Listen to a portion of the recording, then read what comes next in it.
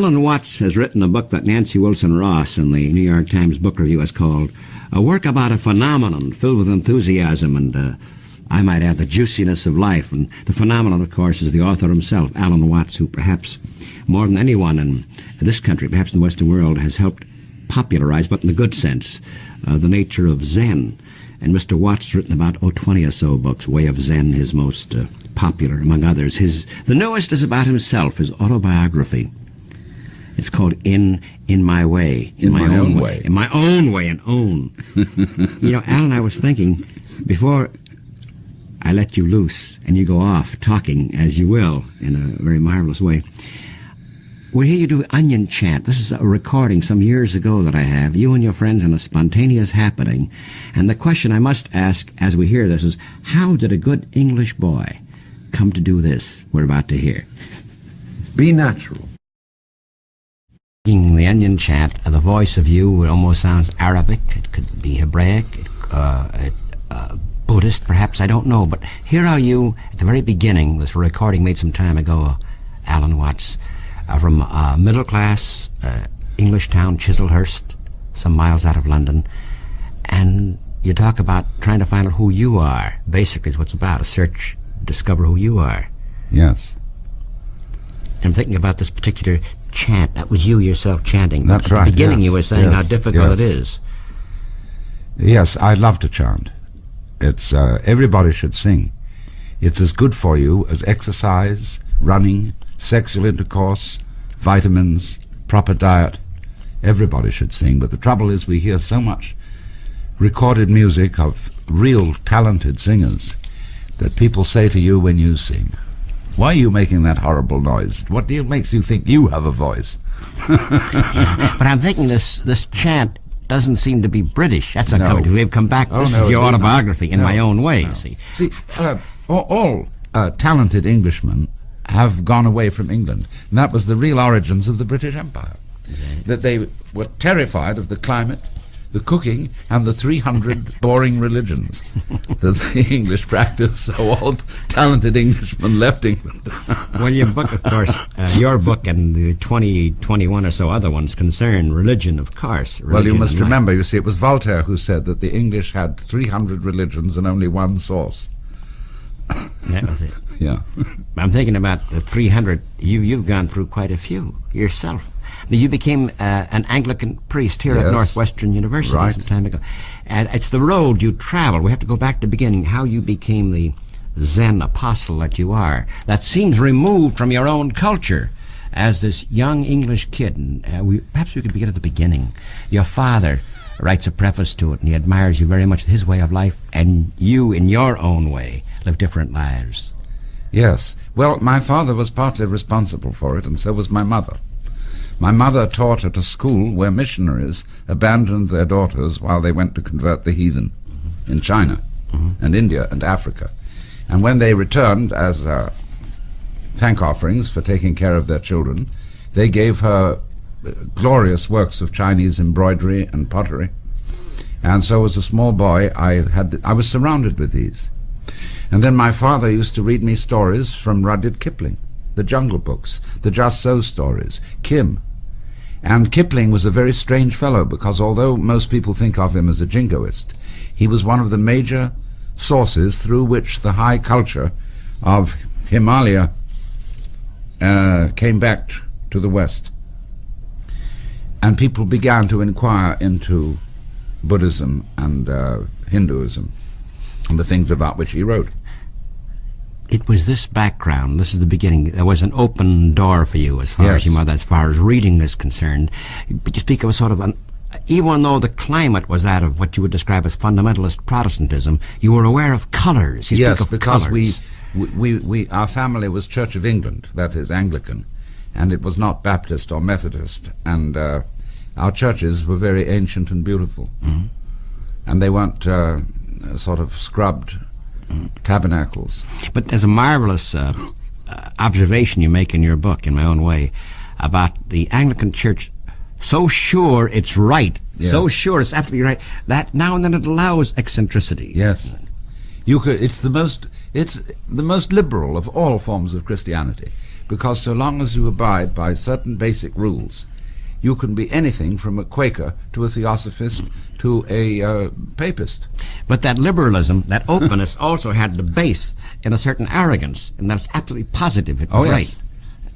Yes, when I after all carried the Archbishop of Canterbury's train at his enthronement. You did? As a small boy of 13.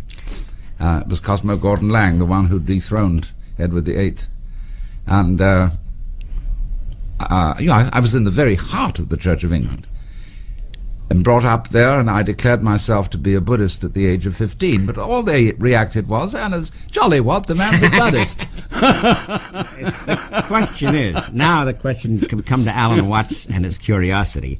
How come you declared yourself to be a Buddhist at the age of 15? This is well, because I found the religion I was being taught was extremely oppressive. And I really didn't like the image of God the Father that was being presented to me. It was authoritarian and bombastic. And the way the clergy, the kind of voices they used to read the scriptures and to say the prayers, I felt to be completely ridiculous. Yeah. So I happened to discover the writings of Lafcadio Hearn about Japan, and I had always been interested because of the Oriental art around home, and so I knew a lot about China and Japan. But when I discovered his writings and his descriptions of Buddhism, I was enthralled. I thought, my goodness, here is some tremendously intelligent way of looking at things. Instead of listening to people go on, "Dearly beloved brethren, the Scripture moveth us in sundry places to acknowledge and confess our manifold sins and wickednesses," and all that stuff. So I'm thinking, this is all of one piece, really, because at the beginning we heard just a fragment of the Onion chant and your preface in which you were saying how difficult it is to find the real person.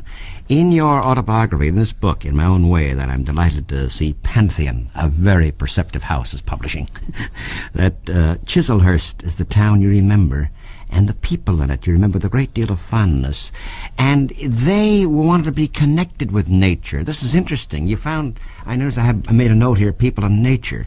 You found them want to be connected with what was happening and growing around, but the religion they were practicing sort of disconnected them. Yes. I always felt that the religion they were practicing was disconnected with the natural universe in which we lived, as if no one would attribute a composition by Bach to the Beatles or Shostakovich, different styles. Mm-hmm. And I felt that the style of whoever it was that was being worshipped in church was completely different from the style of whoever it was that had caused the birds, the bees, and the flowers. Yeah. Also, you see, you speak of rituals. I suppose someone said ritual is the opposite of true religion. The rituals of ablutions, the rituals of going to the toilet, the rituals of prayers and hymns, it's quite and the rituals of furniture too, and the non-total use. I suppose you dwell on that because this concerns your boyhood in this town. Yes, I like ritual, but its style. And as Proudhon, I think it was, said, "Le style, c'est l'homme." The style is the man. And I don't do rituals or have anything to do with them because of the belief that they will work magic for me, but just for their elegance, like one would sing or dance. Ritual is a form of dancing. And Americans, I discovered when I first came to this country, seemed to have abandoned ritual. When I first came here, I used to dress very correctly. I wore a black Homburg hat, carried a neatly rolled umbrella or a cane, and gloves. And the immigration officer at Montreal, where I came through to the United States, he said, "What do you carry a cane for? You sick?" I said, "No, I carry it for swank." And he said, "Ah." He was really a very nice fellow. But I found as I came, I thought that Americans were very natural, whereas the British were very affected. Mm-hmm. But then I discovered that American naturalism was an affectation. That's an affectation too. And it's a ritual. So we can't avoid rituals. You can't avoid it, no. But the question is, I'm thinking about the early days you're talking about, how you were told you must do this or you must do that. Something that R.D. Laing, Yes. whom we both admire, Right. opposes so much. The must do something. And therefore the chance of the yes. person to be natural becomes unnatural as a result. Yes, because that is what we all put over on our children, whether we be Europeans or Americans, is you are required to do that, which will be acceptable only if you do it voluntarily. Yeah. And that's a double bind. Yeah. It's like saying you must love me. And so if I say to my wife, darling, do you really love me? And she says, well, I'm trying my best to do so. It's obviously not the answer that I want. This thing that, of course, Knotts is about, R.D. Laing and Yes, all his approaches. Knotts, yes. We come to you, but we come to the double aspect. The name Alan itself, Alan Watts, and you go into the source of things. That's a double meaning, Alan, doesn't it? Yes. You know? It means in Celtic harmony, and in Anglo-Saxon it means a hound. So we have in man, then, and in you, using, Yes, if we could use hound. this phenomenon, Alan Watts as our metaphor, in you are both. Yes, because it's always been my feeling for life that a human being is a coincidence of opposites.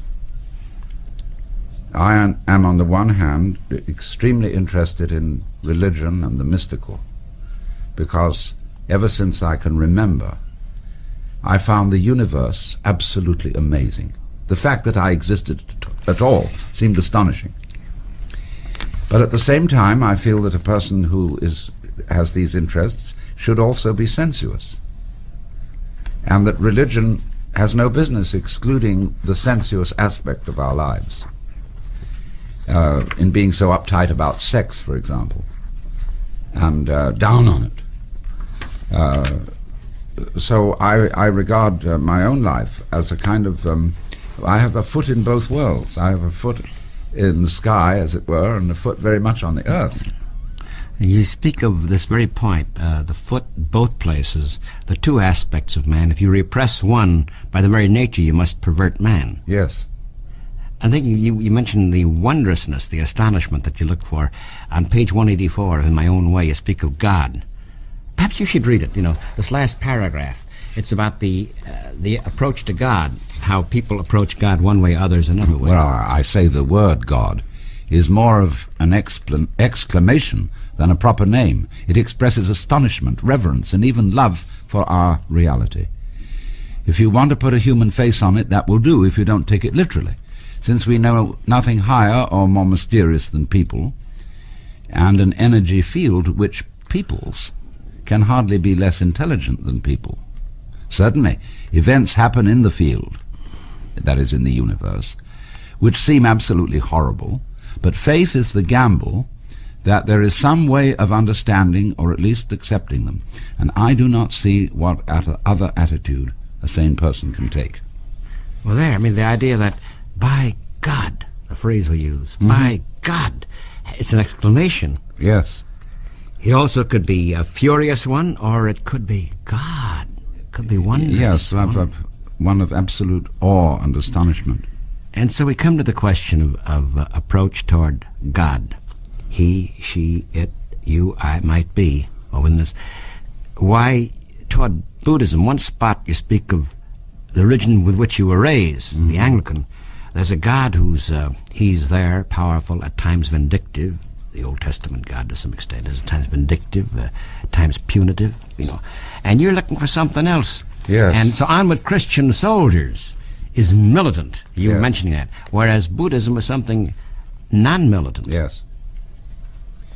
Yes, well, that was the point of dissension, that I didn't go along with the militant religion. I thought it unnecessary. If God is God, to show all this armed might was a sign of weakness, because the trouble was that the biblical God, as understood, was patterned on the ancient kings of Egypt and Persia and Chaldea, and a king who rules by violence is necessarily afraid, and therefore puts on a lot of bombast and requires that people who come to court kneel down, because that's a difficult position from which to start a fight. Kneeling down. And so I felt that that was a show of weakness. And furthermore, that a God made in that image was even more idolatrous than a god fashioned in wood or stone or brass, because the most dangerous idols are not made of material, but are made of imagination or conceptual thinking. So Buddhism, although I'm not a missionary for Buddhism, this must be understood. I don't give myself today any religious label. Oh, this is funny. You know, when you get a form to fill out, and it says name, address, age, sex, and some people write yes under sex. So in the same way, if I had a entry to fill in religion, I just write yes. Because I'm tremendously interested in religion, but at the same time, I don't think partisanship in religion is intellectually respectable. Now, you see, Buddhism is sometimes called atheism, but that's incorrect. It's not that Buddhists believe that there is no God. They don't believe in any particular conception of God, any particular idea, because they feel that's like trying to grasp water in your fingers or to catch space in a net. You can't do it. Or another analogy would be, it's like trying to bite your own teeth, because you are it.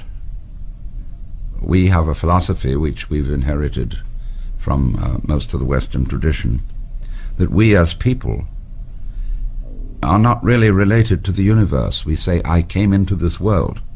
Now, we did nothing of the kind. We came out of this world in just the same way as, say, a baby comes out of a womb or an apple comes out of a tree. And the apple, therefore, shows something about the nature of the tree. And so the human being likewise shows something about the nature of the universe. The universe is doing us.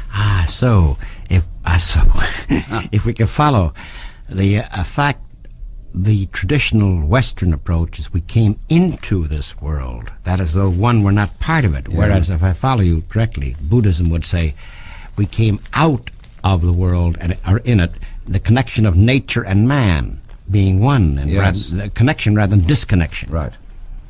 And this is particularly true of another Eastern philosophy which we call Taoism, Chinese, which underlies all sorts of things like judo, the gentle way, rolling with the punch, going with the stream, the realization that to sail a boat is more intelligent than to row it.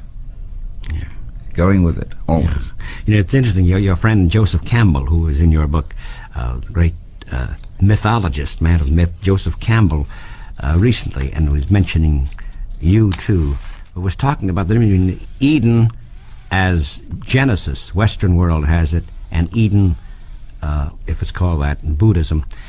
When the discovery of knowledge was made, Adam and Eve were driven out of it, whereas in Buddhism, that part of it, they're taken into it. Yes.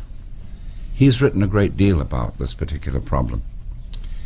And he points out that the division of the world into the positive and the negative, and the male and the female, in Genesis, it is the creature that is split and not God, whereas in the tradition of the Hindus, God splits and becomes all this. That's very funny. God splits. We use a slang word too. Splits. He takes off too. Yeah, sure. He may say to himself, "Man, get lost. What would you do if you were God? You know, if you knew everything, all possible futures, all possible pasts, and you were absolutely in control. You would find it very boring. It would be like making love to a plastic woman. And so you would say, get lost. Go into an adventure. Forget who you are." So coming back to the beginnings of the autobiography, In My Own Way, you call it, and we'll ask you about the village you lived in, or the town, Chislehurst, and it's endearing. You find the people, you remember them endearing. In My Own Way has a special meaning, doesn't it? It has two meanings. It is, of course, to do something according to the way you like to do it. It's also to get in your own way, to obfuscate yourself, to obstruct yourself. And we all do that for the same reason that I was just now explaining, that if you were God, you would get in your own way. In other words, you would find being completely in control of everything, being completely competent, a total bore. And nothing adventurous would start, unless somehow or other you could get in your own way, or stumble. And so the Hebrews say that when God created Adam, he put into Adam the Yetzer Hara, which is the wayward spirit. See again the word way, wayward. Mm-hmm. And I call it the element of irreducible rascality. And I find it very hard to relate to people who are not aware of this in themselves. People I really like have a certain glint in their eye, which indicates that they're not entirely perfect. Well, perfect, and that perfect would be, do I have a glint? Yeah, you sure do, Stutz. I guess being perfect would be being plastic, I suppose. Being perfect, whereas having both, having the Mephistopheles as well as the Faust, or the other guy, whoever it might be, up, wherever, I don't know why he's always up, or down perhaps, is part of man, both. Yes, of course it is. And so the challenge is there. Yes. This is what your autobiography This is is really what I'm saying, yes. Yeah. And I'm also saying that I realize that as a personality who's before the public eye, Alan Watts, I'm a bit of a fake. Maybe a genuine fake, but still I know that behind the front that I present to the world there's a good deal of Scotch tape and wire and string and the stuff that holds it together. And I say to the reader, and I say this to give you courage to go on with your show, because you know very well that you've got a lot of wire and stuff holding it, holding the scene together, and that you're not entirely what you look like on the outside. And even this very moment, this is very fun, because you speak of the show business, even use the very phrase itself, show business aspect of what you're doing. Even you and I right now, using these microphones, you and I right now are playing roles, aren't we? Yes, of course we are. Yeah. We're in showbiz. Yeah. And but all life is basically showbiz. The whole universe is, as you look out at it at night, a fireworks display. Well, we send up fireworks on the 4th of July and so on because we want to celebrate. And so in this way, the entire universe is a celebration. Yeah. It's funny, R.D. Laing, I remember, since both of us admire him, in Politics of the Family, he's quoting Sartre. Sartre watches this waiter, and this is probably talking. He watches this waiter, and the waiter has a certain way of walking, and talking. Suddenly, this waiter is playing the role of a waiter. Yes. That the fantasy may be as real as the very actual thing, or the physical thing he's doing at that moment. He too, he's not really a waiter. You see. I tell the story of a boy I was friends with in school who was going to be a clergyman. And he was so set on being a clergyman that he smoked a brand of tobacco called Parson's Pleasure, and had already cultivated the mannerisms associated with clergy. And we all do this in various ways. I know I retain my English way of talking, even though I live in the United States. It's somewhat a corrupted English accent. But I find that it's of enormous advantage to me to do so. Very funny you say this. Often you find someone from the South maintaining a deep South, woman or man. Deep South is, oh, that's charming. They say whatever they think what they're doing, and it's an act. Now, by this time, even the great black work singer Leadbelly, Richard Dyer Bennett, is a marvelous friend of Leadbelly, says, why do you retain... By this time, Leadbelly lived in New York long enough, had been in North, but he still kept a deep South, seemingly illiterate accent. Leadbelly had gone beyond it, but he in his own mind, not consciously, but he maintained it, you see, because it gave him that exotic quality in this other land, you see. And so a Southern belle in Chicago, she almost refuses to lose that Southern accent. Sure. So you're talking about your British accent now. I feel the same way about Oriental people and Europeans.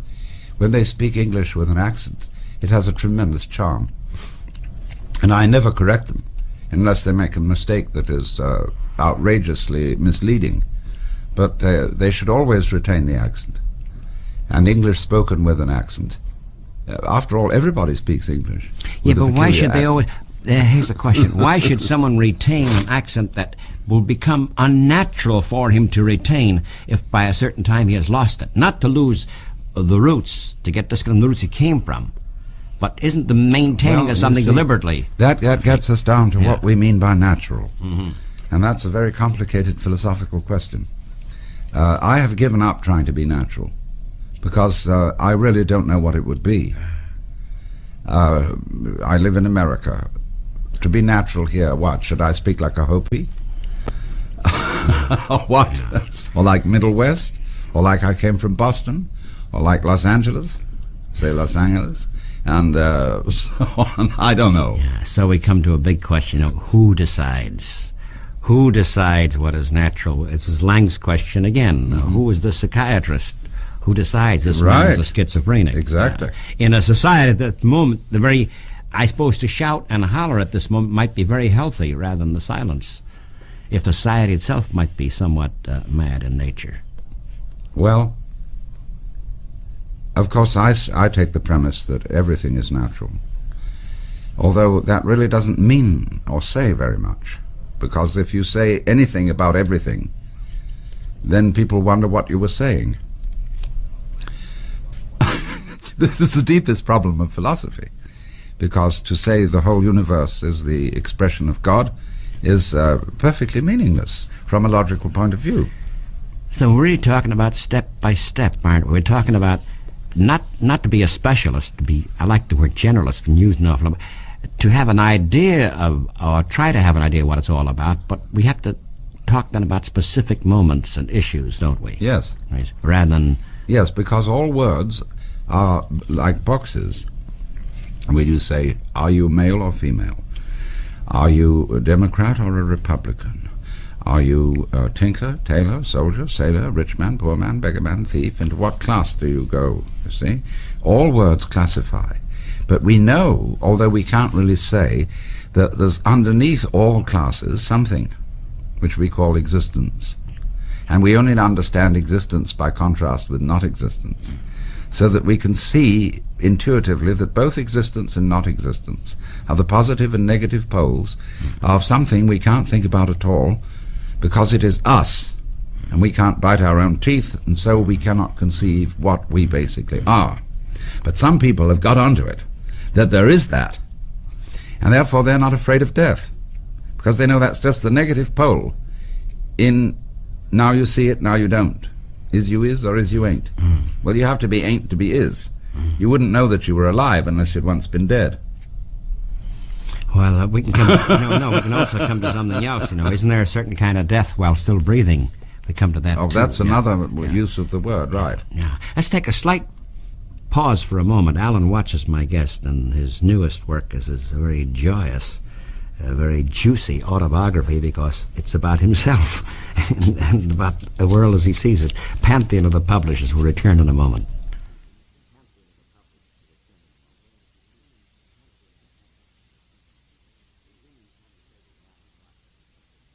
We're resuming the conversation with Alan Watts, and the subject, his autobiography, his latest book, his 22nd or so, and it's In My Own Way. He spoke of death.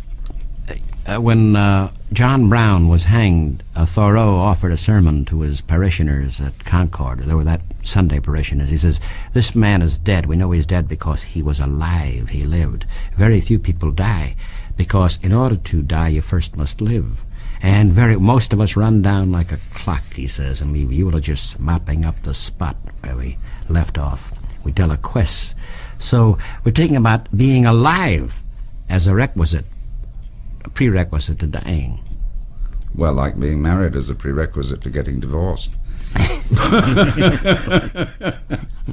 But also being dead is a prerequisite to being alive. Could you explain that? Well, now imagine. Abandon all wishful thinking and ask, what would it be like to go to sleep and never wake up? Supposing when you're dead, you are so dead that it's as if you had never existed at all. Not only you, but everything else. Complete, total blank. When you think about that for a while, and you realize that's the way it was before you were born. And what happened once can always happen again. Yeah, but don't you see, here's the point. There was no consciousness before you were born. No. But isn't the very consciousness itself and being there, I hate to use that word looking for a meaning, but when one is alive, as you and I at this moment apparently are, I say apparently are, how's that go again, that question? about the man dreaming was a butterfly, or is he a butterfly? Oh, this was dreaming the is a- Chinese Yeah. philosopher Zhuangzi, who dreamt he was a butterfly. And when he woke up, he couldn't make up his mind whether he was a man who had dreamt that he was a butterfly, or whether he was a butterfly dreaming that he was a man. Right, so here we are now. Apparently, you and I, at this moment, are alive and breathing. Yes. Doesn't this have a special, even during this period, the span, whether we live to be 70, 75, or less or more, doesn't this have a special sort of attribute to it? Yes, of course it does. It's what we call reality, beingness. And we know it by contrast with its opposite. All knowledge is a matter of contrast. And so as we go back in our memories and trace them to our earliest childhood, there comes a place where it fades out. And we realize there was a time when we were not. But out of that not came something. You have to have nothing in order to have something, just as you have to have space for there to be stars. And the space is black and the stars are bright. And the stars come out of space just as sight comes out of your invisible head. And now a question. You're describing what might be called the human condition, the eternal condition, the universal condition. But isn't there something, and perhaps something called the social condition, that while one is breathing and alive, that came out of nothingness, there is somethingness, isn't there an excitement of some sort to try to, whatever it is, deeper and deeper to life and improve? Is it, I hate to use a word improve, but to make more fulfilled what your life is by the very nature, since obviously we're connected to someone else, to make the world itself more fulfilled in some small way? Yes, Specifically, I mean, as far as politics, anything. there are really two basic ways of doing it, it seems to me. One is to become as finite as possible, that is to say, to get involved in desperate situations, as in falling in love, as in war, as in adventure, where you get your kicks by losing control, by being in danger. And being in love is being in great danger. Yeah, but you see, that's one way. Yeah. Now the other way is waking up to discover that you're not in danger at all, that you substantially are the eternal source of the universe, and that you will go through all sorts of transformations, but there's nothing to worry about. And therefore, in this way of understanding, you're able to live life with a certain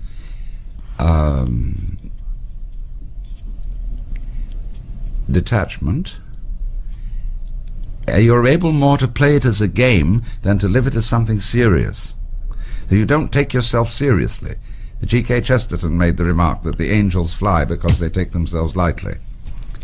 And I always loved that remark. Yeah, maybe angels may fly because they take themselves lightly, but we are not angels. No, we are not exactly angels, but no, indeed we're not. Because we are both, aren't we? We're both angel, both devil and angel. Yes, so we devil come and back angel. to the question of detachment. How can one be detached? Shouldn't be a combination of detachment and passion both. You can. I would think that the greatest people in the world could be very involved, but be what we used to call in England, a good sport. And that is that if you lose, you aren't depressed. You take it all as a game, and you don't have to say to yourself all the time, you must win. We're talking about winning now. We're talking about winning. You're putting on the basis, Alan, of winning and losing. Yes. And I'm trying to think of something else at the moment. And Well, that is, let's say yeah. there are a lot of people who play the stock market. Mm-hmm. Now, you're going to get ulcers if you take that seriously. Mm-hmm. And you're going to be a good player on the stock market if you take it lightly.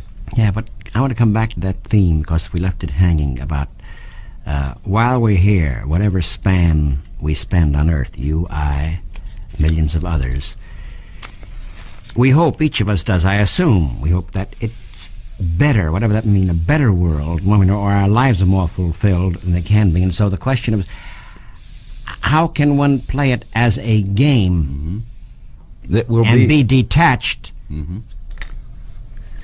without in any way becoming passionate about something, becoming involved about something, whether we think it's injustice or rightly or wrongly, fighting for something. And that's not just winning or losing. We're talking about, I don't mean a mean competitive spirit. I mean the nature that we're connected one way or another to the other person. Well, I'm inclined to feel that most of the troubles that go on in the world are created by people who take life seriously. And therefore they can't forgive. They must have what they desire. They regard it with excessive urgency. And if they didn't take it so seriously, they wouldn't make so much trouble. Because we have the proverb, the road to hell is paved with good intentions. Do you think Mahatma Gandhi took life seriously? Yes, much too seriously. I regard him as a violent man. And he created a new nation, which we could have well done without. Nations being divisive. If he had done something to bring the whole world together as one people and not create a separate nation, I would regard him more favorably. What was that nation before Mahatma Gandhi came along? Well, it was a subject nation of the British. And the British were guilty about it. Should they or shouldn't they? Well, they felt a little bit guilty. Well, should knew they or very shouldn't well they? They'd exploited the Indians. And I don't think that certain other nations would have felt so guilty. And so Gandhi was able to get away with it because of the British guilty conscience. You think they should not have felt guilty? I think that let's ask another question. Oh no, I'm asking you about Mahatma Gandhi. No. We come back to the question of... No, I think the British undoubtedly were guilty for exploiting India. And that they, at the same time, when they began to realize what they were doing, they did a great deal of good for India. Although they infected India with Puritanism. And Lord Macaulay, when he devised the educational system for India, did it with the deliberate intent of destroying Hindu culture. And he really was terrible. He was a very, very bigoted fellow. I want to return to Mahatma Gandhi. I know that Eric Erickson writes, others, and he himself in his works, Romain Rolland, that at the beginning he was a great deal of violence and sensuousness, which he repressed perhaps, but the non-violent movement that he instituted, you think has been for evil rather than good? Gandhi's idea of non-violence. I don't think it was true non-violence. Gandhi was a stern moralist. He was against sex. He was a Puritan. He was a disguised Christian. He wasn't a true Hindu. I'm going to come back. So I'm thinking now about what about the nonviolent movement itself? Then we have to come to that. Gandhi, because you speak of Buddhism, the nonviolent aspects early in your book, in your biography, as against the onward Christian soldiers and militant approach. Yes, right. So don't we come back to, didn't Buddha take life seriously? He took it lightly. He certainly didn't take it seriously. He took it. I would make a distinction between being sincere and being serious. If a girl says to me, "I love you," I don't say to her, "Are you serious or are you just playing with me?" because I hope she isn't serious and that she will play with me. I say to her, "Are you sincere or are you just toying with me?" So I feel that Buddha's attitude to life was very definitely the light touch. And getting people liberated from feeling that one absolutely must survive. When you feel that, you see, survival is a drag. If you have to go on. Confucius put it beautifully.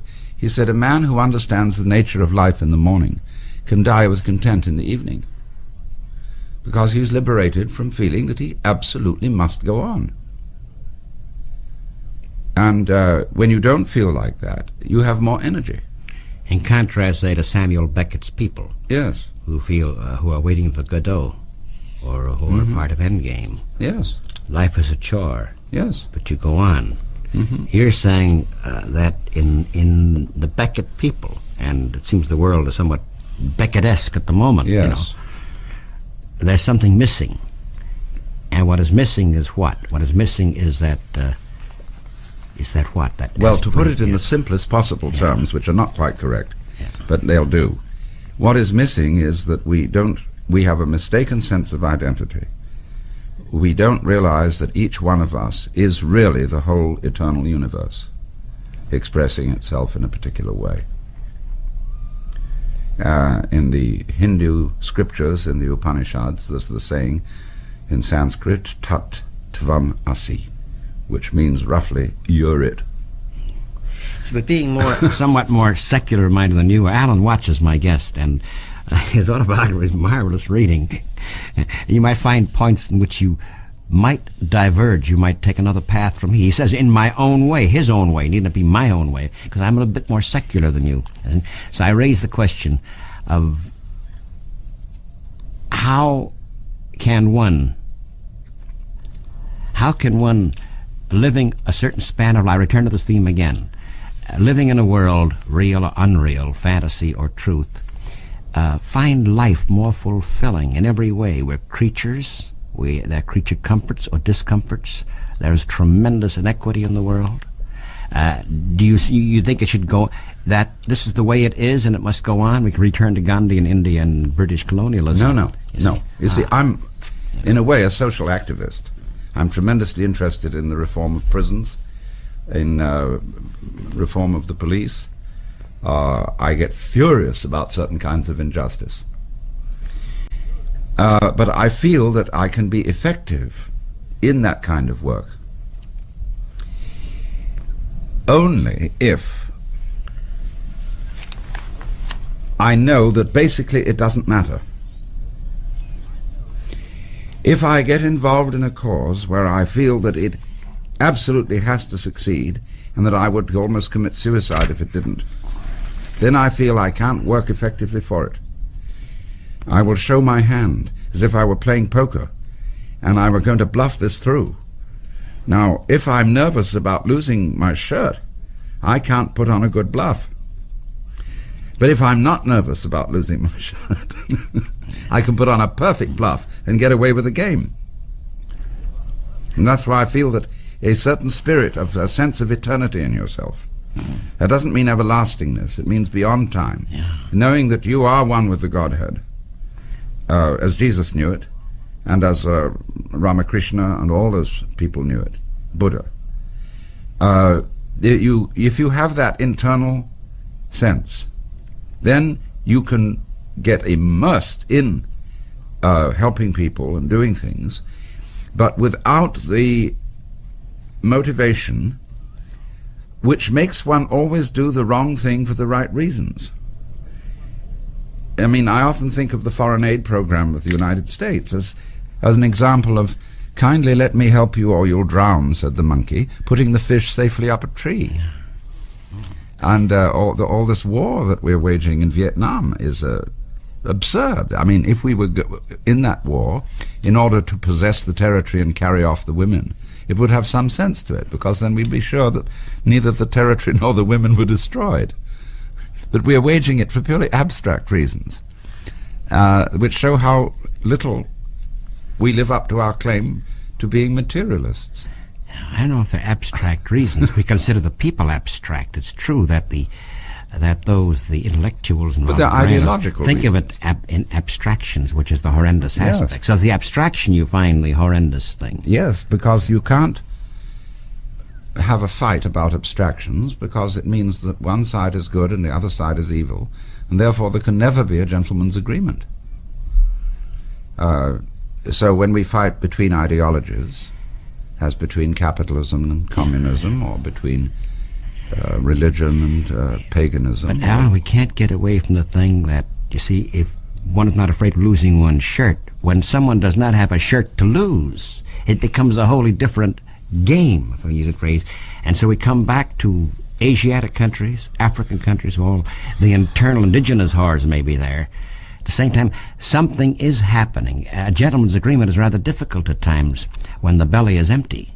And therefore, if changes are occurring, to stop those changes is unnatural. It would cost us less to fill all their bellies than to fight the war.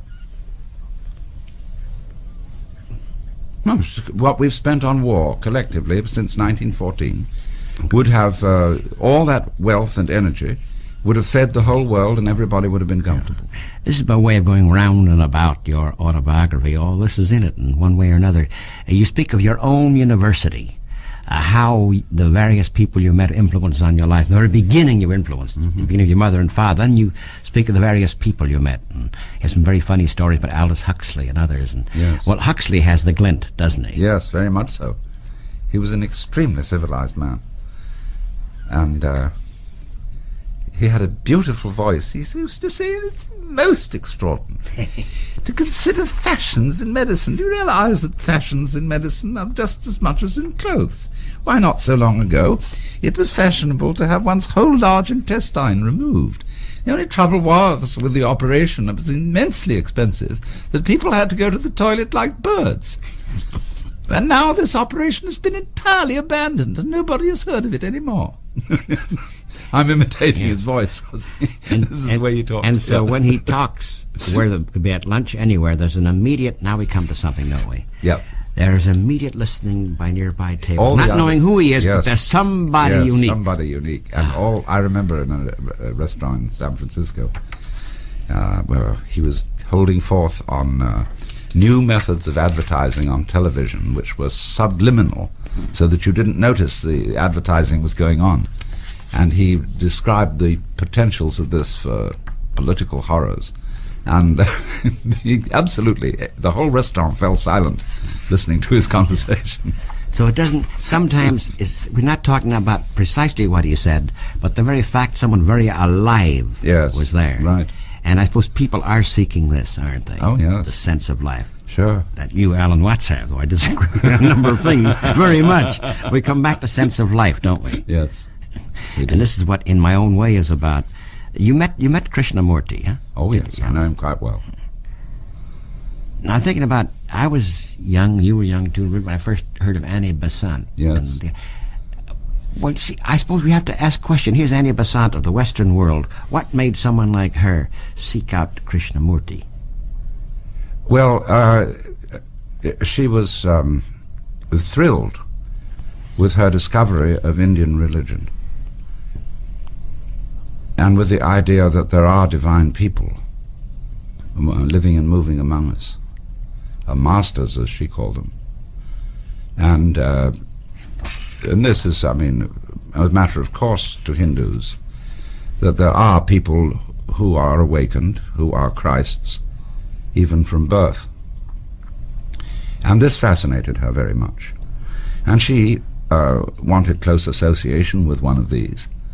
And she looked around and she found this obviously incredible boy and made out that he was the new Messiah. But the funny thing about Krishnaji is he did just what a real Messiah would do, and that is he renounced the office. And therefore everybody said, well, sure, he must be it, because he behaved accordingly.